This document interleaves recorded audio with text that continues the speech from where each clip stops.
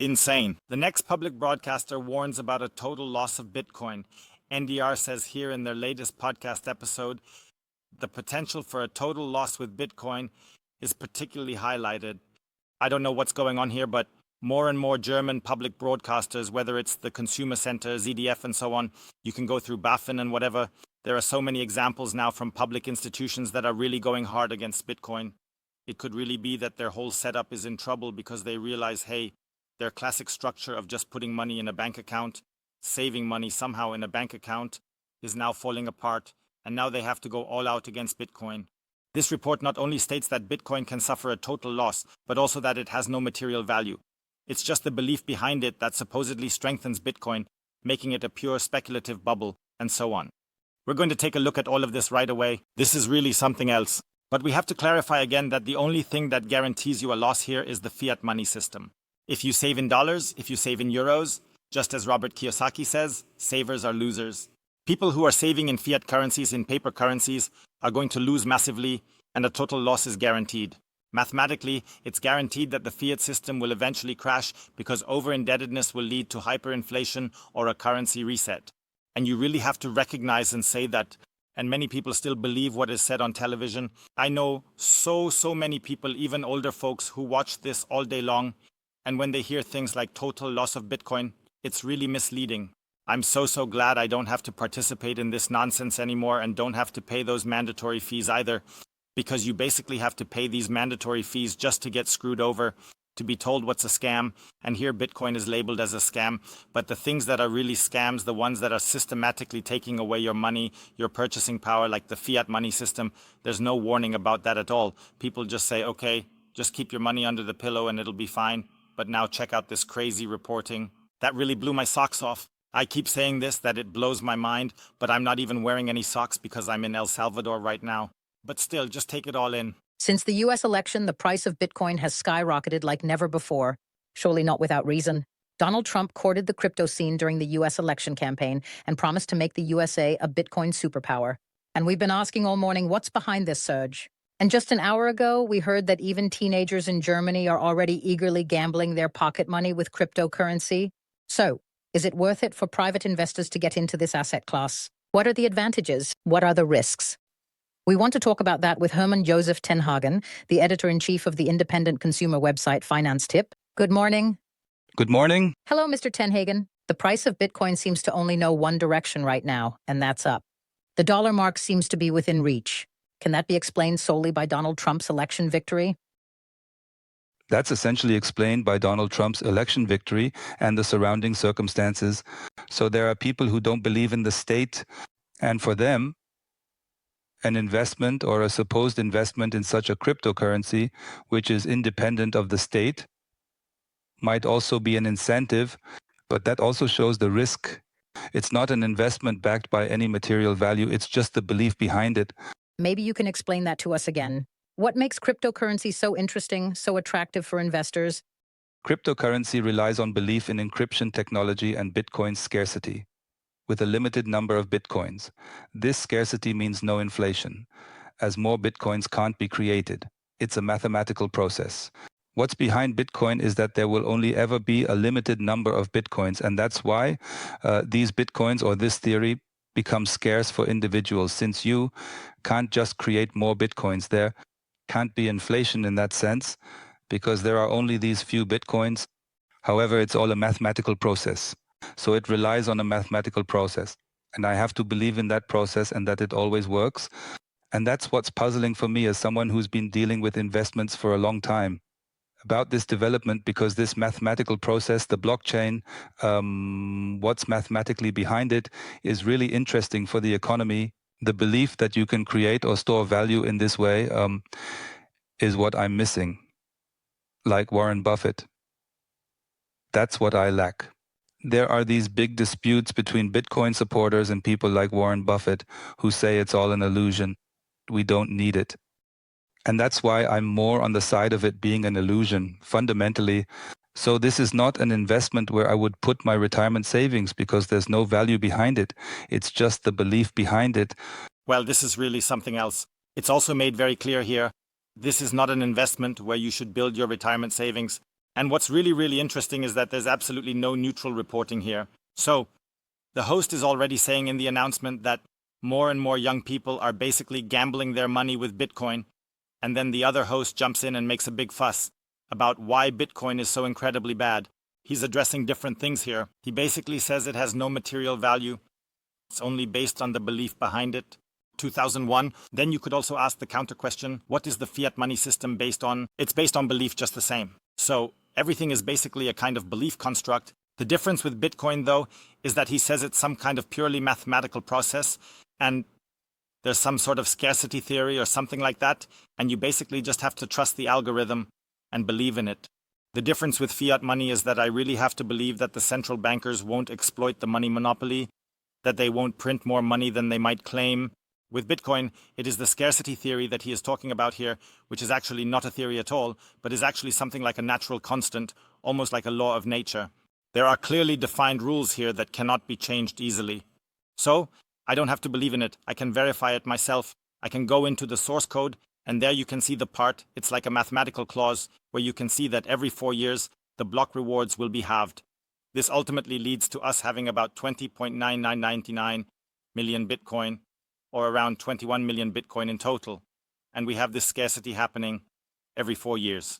This isn't a theory, not a scarcity theory. You could almost say it's like a law of nature. And you just have to understand that Bitcoin isn't based on wild belief. It's a verifiable process. We've never seen anything like this. With central banks, we have to believe. With Bitcoin, we can verify. And then he comes up with the Warren Buffett argument, so to speak. And of course, a 1-year-old man, not 1,000, Warren Buffett. There's a lot to learn from him. But it's clear that a 1-year-old isn't going to get involved with Bitcoin or invest time in it to understand it.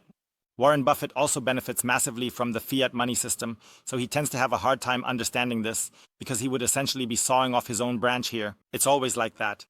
You can't understand something as long as your financing depends on not understanding it. This means that Warren Buffett's life is basically based on the fact that he doesn't understand how Bitcoin works. Because if he understood how Bitcoin works, he would probably have to restructure his entire company, then he would have to restructure all his investments, and he would have to change his whole belief system. And at 90 years old, you just don't do that anymore. You've reached a certain inertia, and at that point the train has left the station. There may be counterexamples, but the older you get, the harder it definitely is to understand Bitcoin, even though I don't want to throw any hate at Warren Buffett because he definitely has some really good points, like that you should buy assets that you can hold forever. So in that sense, Warren Buffett would actually be predestined to buy Bitcoin, but apparently he just can't connect the dots. That you should buy assets that you can hold forever. So, in that sense, Warren Buffett would actually be perfect for buying Bitcoin, but apparently he just can't connect the dots. So, is the risk of total loss particularly pronounced in the crypto space? Yes, the risk of total loss is particularly pronounced, and for that reason, it's not a good retirement plan. And now one could argue, well, if I have a state currency, it's also just based on belief that this state will continue to function. Yeah. I would say they have a point, but the belief in the state is, for me, definitely more valid. If you believe in the USA, which has been around for 200 years and has been functioning for 200 years, or if you believe in a German state that has been managing things reasonably well for at least 45 years, that's more valid than believing in this mathematical process, 2001. So that brings me to say, to put it simply, I always tell people, if you're going to spend your money on the lottery or on betting, then you might as well put some money into crypto and get to know blockchain technology. But otherwise, I wouldn't consider it a good investment. Okay, and now I have a question for you. Honestly, write your answer down below. Who do you trust more? Do you trust a state that inflates its fiat currency on average every 26 years? Then there's a currency reset. We have already seen so many new currencies, the Deutsche Mark, the Euro, the Rentenmark, the Reichsmark, who knows what else. Ask your grandmas or grandpas how many currencies they have had, or go to countries like Zimbabwe, Argentina, or something like that and see how many currencies they have had. Do you believe a state or a central bank more? Or do you believe an algorithmically defined, decentralized code that is independent of the central bank, independent of a central body, independent of a state or something like that, which is based on mathematics, so to speak, cryptography and mathematics, more than the constantly inflating central bank money here? Feel free to write that down in the comments, because he's clearly making the point that the USA is really trustworthy. and that the Deutsche Mark or the euro is trustworthy because Germany has managed things so well over the last 50 years. If Germany has done so well over the last 50 years, why is there already a second currency in the last 50 years? We had the Deutsche Mark, now we have the euro. We've also seen differences with the dollar time, and again, so the dollar we knew 200 years ago is not the same dollar that exists now. In 1971, the dollar was taken off the gold standard. You can say that the dollar has been here for almost 50 years since 1971, but you definitely can't say that the dollar has been here for 200 years or something like that. And especially if you believe in the dollar or the euro, as I mentioned before, you're constantly being robbed of your purchasing power. Just because you have some dollar bills or euro notes now, it doesn't mean you can buy as much with them in 5 or 10 years. That's the trick. Nominally, nothing changes, but when you adjust for purchasing power, you simply have less and less. You can buy less and less with your dollar or euro, and that's massive gaslighting. The fact that this is being discussed on public broadcasting, or not on TV, but in a podcast at NDR, and that it's funded by tax money, so you pay for it. I'm lucky I don't have to anymore, but other people do. This nonsense really needs to be called out. Or, I apologize for calling it nonsense. Let's just say these strange statements about needing to fund this are really outrageous. And then they have the audacity to compare it to casinos and lotteries, saying that investing in Bitcoin is like playing the lottery or betting. I always say that the lottery is basically the stupid tax of 2001 because the odds of winning are so minimal, but Bitcoin is something completely different. And then they're just so cheeky and make this comparison between casinos, lotteries, and betting, saying that investing in Bitcoin is like playing the lottery or going to bet-win. Bitcoin is a savings tool based on math, cryptography, and immutable code. Bitcoin is the first time in a long time that saving actually pays off again. We have a savings tool that isn't just speculation, but is really based on mathematics, cryptography, and let's say, nearly immutable code. But we don't have to get upset about this because we can look at it quite calmly because everyone gets the Bitcoin price they deserve.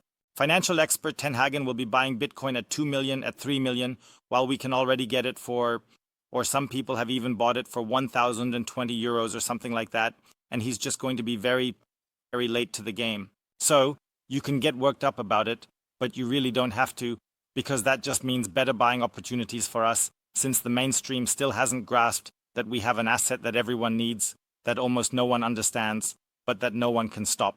And that's the ultimate combination here with Bitcoin 2021.